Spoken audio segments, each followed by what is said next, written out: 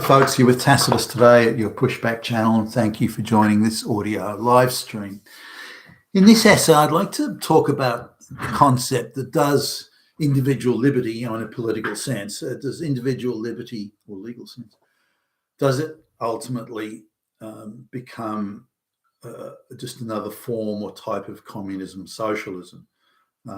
Is individual liberty, as certainly we've seen it in the Western world, is simply a transition point before it goes to communism. So we can say go from serfdom, the medieval concept of serfdom.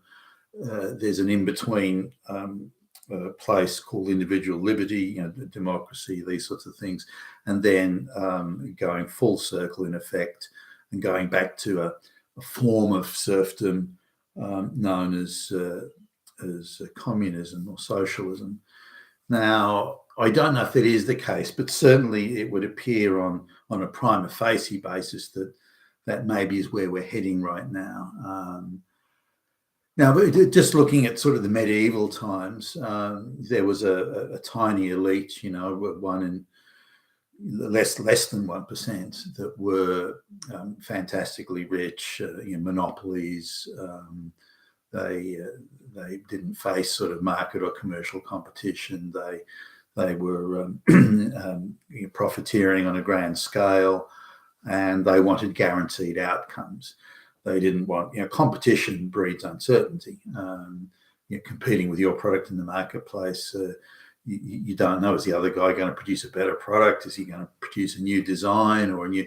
So this creates uncertainty in the minds of the monopolists, and they don't like it. Now, as modern democracy, certainly as we'd see it today, kicked off. Now, you could say it sort of began following the American Revolution, which is really a civil, an English-British sort of civil war in reality. And that dragged on for 8 years with the intervention of the French and the Spanish being decisive in encouraging the British just to give up and go all too hard.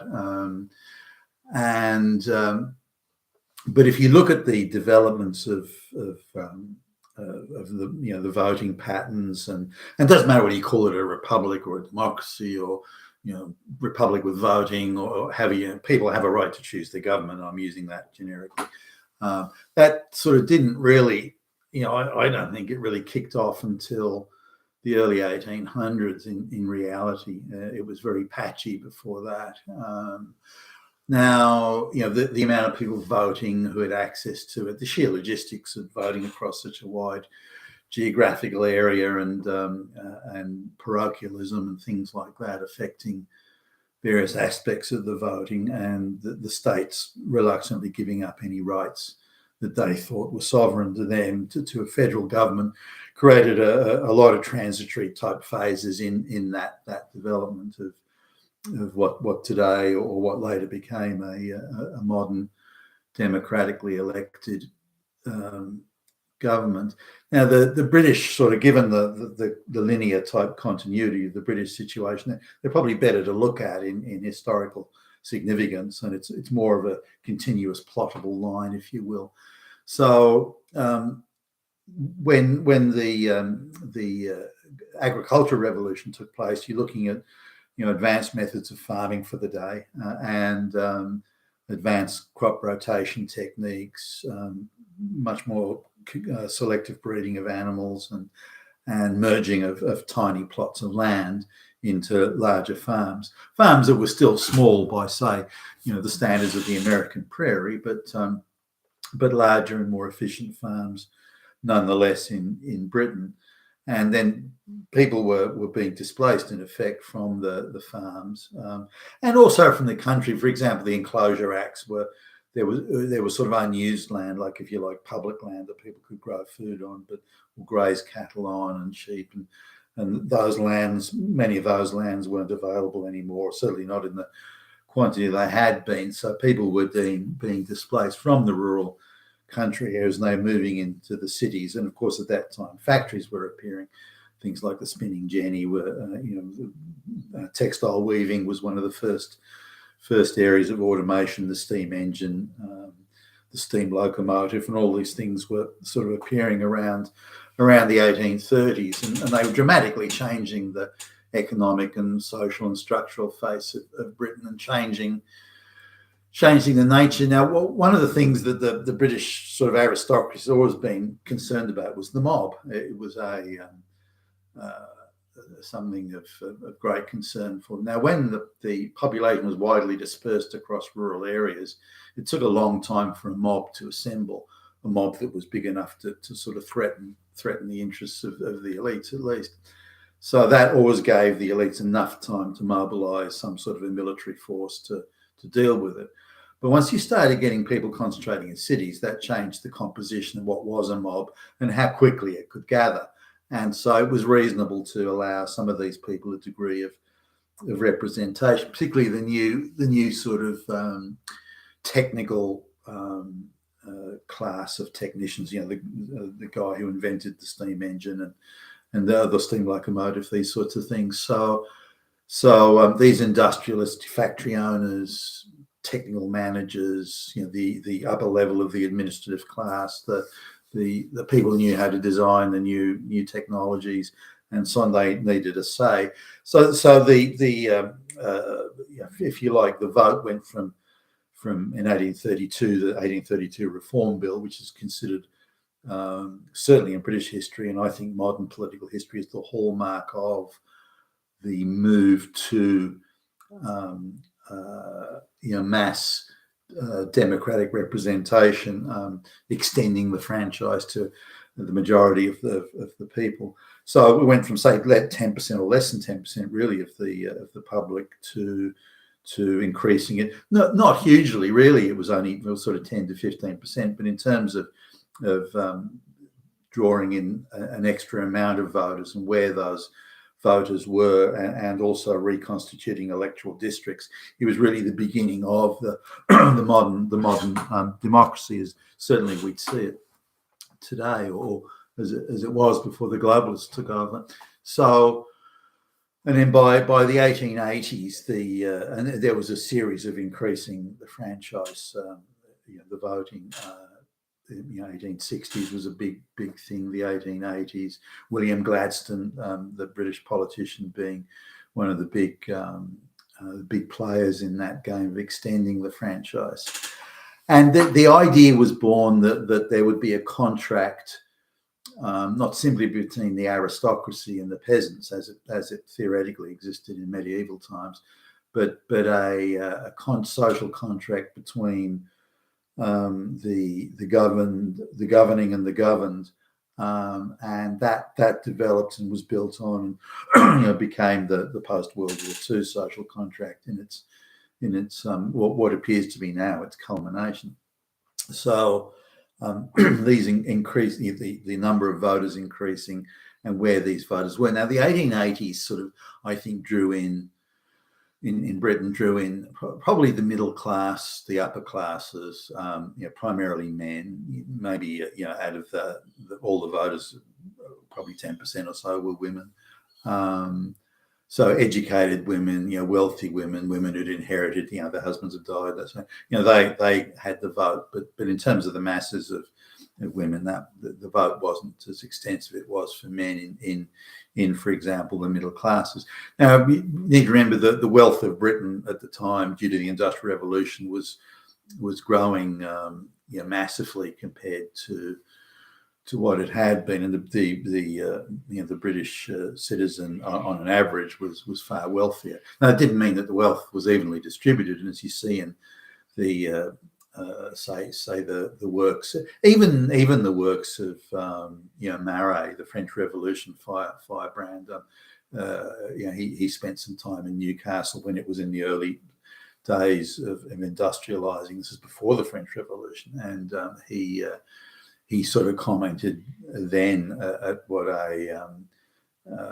an unpleasant situation the peasants had in coming from the rural areas, from the farms to the city to work in factories. Now, there are other reasons for that, by the way. Food distribution to the cities was better than it was in a small rural village where you'd been displaced from the farm. So you'd go to the city anyway because that's where you're more likely to find not simply employment but food.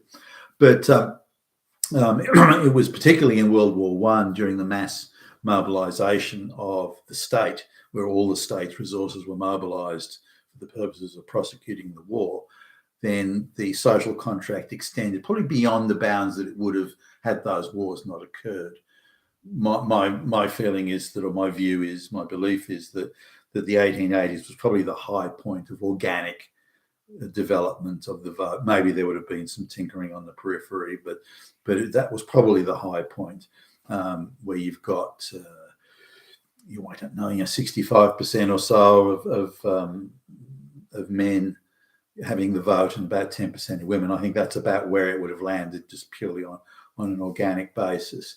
But World War One substantially changed that, or two things changed it. One was the organised labour movement, which is the Labour Party in Britain, and which by the late 1920s had formed government. And World War One involved men being mobilised, in millions upon millions of men being mobilised, which has never happened before, and the entire industrial sector, or certainly the greater part of it, being turned over to manufacturing munitions. But because there were no men to do the work, or not enough, women were put into working in the factories to build these, build the weapons and so on. And this changed the idea of mass participation, organised participation. So the view was that as women had given up their brothers and their sons to die for the country, they should have a say in how the country is run. As men were giving up their lives to fight in the wars and losing their lives by the many hundreds of thousands, if not millions, then they too should have a vote. And the working class, of course, were very much part of that. Those frontline soldiers, the infantry at the front lines. So it was decided that, well, these people should have a say and they should have a vote, and the elites saying we should share power with these people because we need them. Those people and their millions that are prepared to die by the millions are protecting us and our interests. Those guys don't own property, or some of them do, but we're the ones that own these estates, and we'd probably lose them in the event of invasion or military defeat in a war. So these people are laying their lives down for us. We should agree at least to share power with them. And now that was I think that was an absolute watershed decision in the sense that the elites didn't want to share power. They believed they had to. We need these people to protect us. And so they had to share power with them, but they agreed with much reluctance and much disdain. Why do we have to share power with those fucking peasants? And it became then even further sort of solidified in the sense of the Second World War, where again there was mass mobilisation of all resources, women going to work in factories, all these sorts of things, and this then created, in between the wars, created universal franchise. That is, everyone got to vote, working class men and later on working class women shortly afterwards.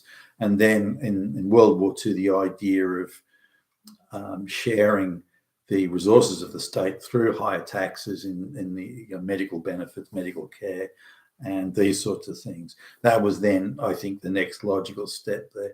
So the step following that, of course, is, or is it? I'm maybe putting the question out there.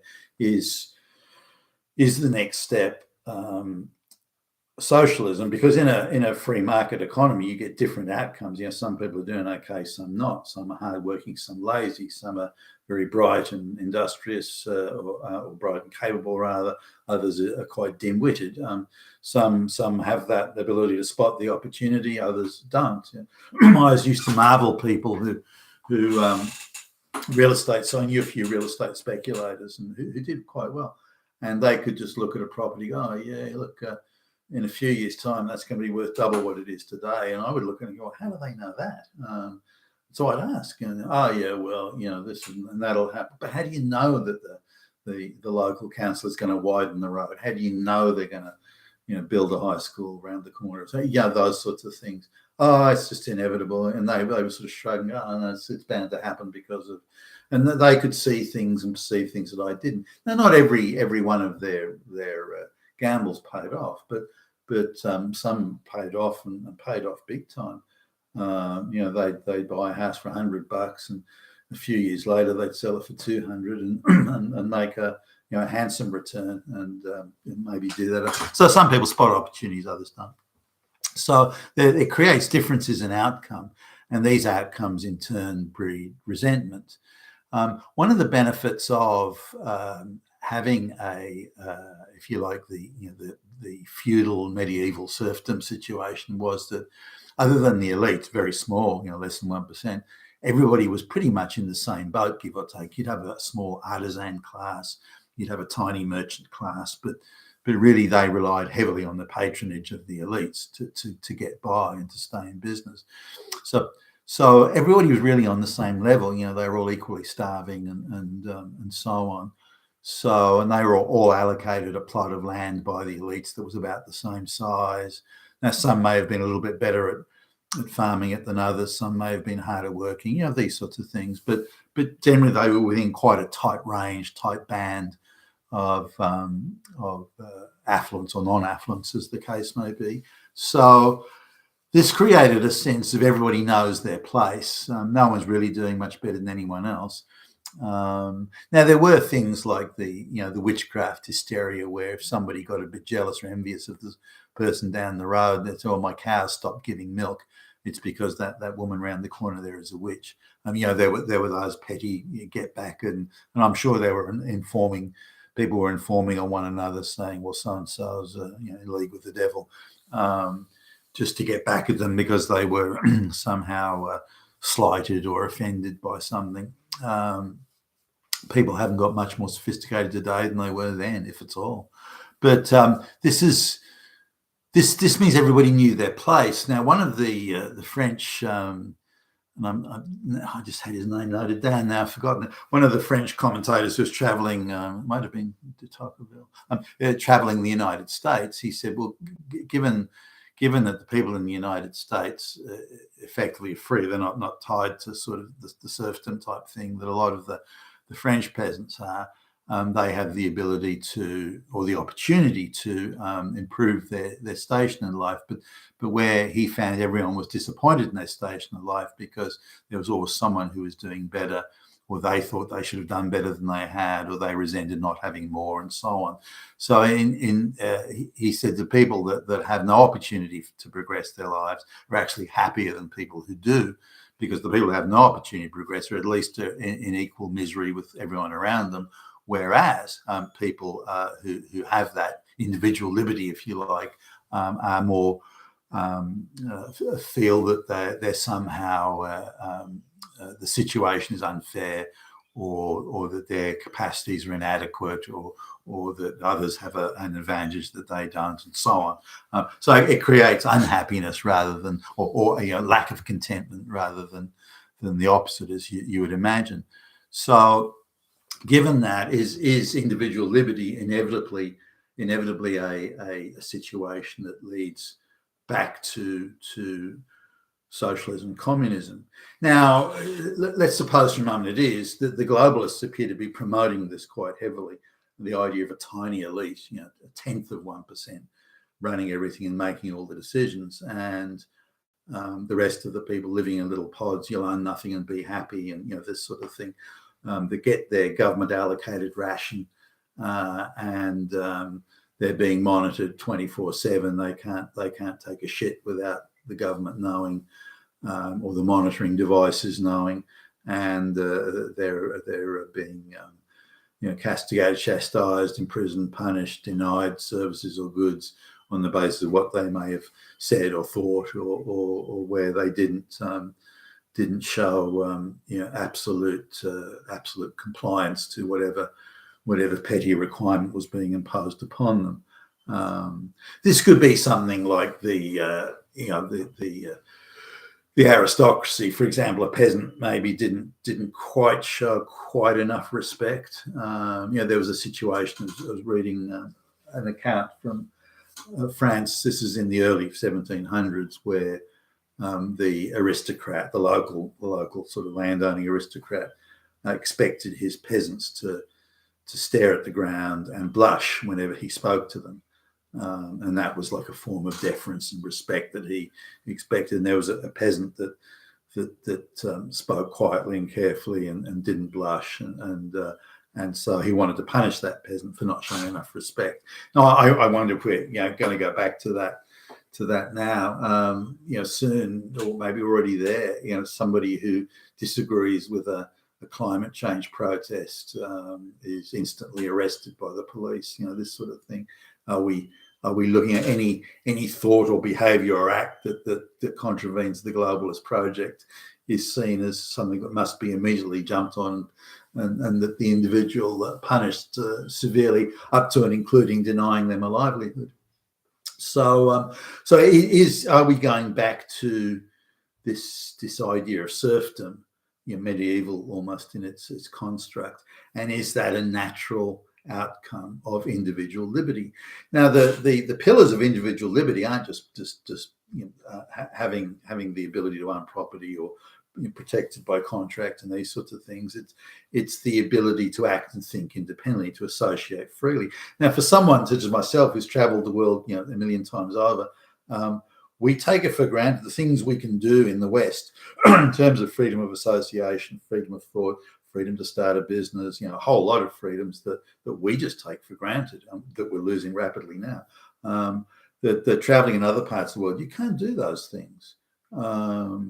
You do that, you have to pay handsome bribes, or you just can't do it at all, or you need the equivalent of a local sort of aristocratic goon or warlord type dude to give approval. Otherwise, to give his blessing. Otherwise, you can't do it. So the freedoms we have in the West are that again many of us take or took for granted are actually not widespread. And it's no coincidence that the richest countries in the world are the freest and became the richest, while they were at the same time the freest. So this is no accident. And the place, and it's not freest in the sense of just being free to la-di-da around.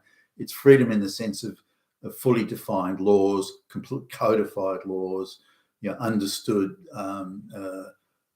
agreements and arrangements, and legal frameworks, contracts. It's all of those things that go into independent courts and that sort of stuff. All of these things go into not only creating an environment of freedom and the confidence to do things within that environment, but also the idea of that those freedoms are protected, enshrined in constitutional or legal frameworks. And again, we're losing that now.